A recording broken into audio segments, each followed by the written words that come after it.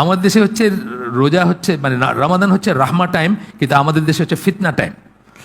একই দিনে রাখবো, সৌদি আরবের সাথে রাখবো না বাংলাদেশের সাথে রাখবো, শুরু হলো ফিতনা।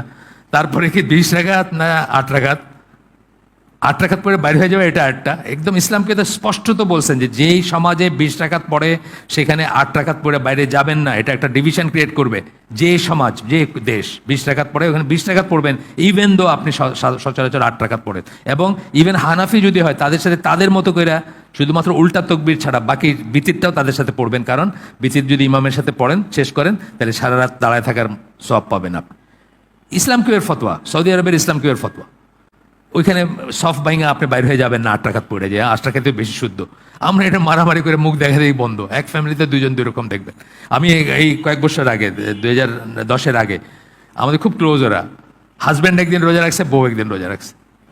হাজব্যান্ড তো তার ওই গ্লোবাল, বউ ফোন করছে, ভাই আপনারা কবে রাখতেছেন রোজা? আমি তো ঠিক আছে, আমি এটা হাজব্যান্ড এক বাসায় আলাদা আলাদা রোজা রাখতেছে।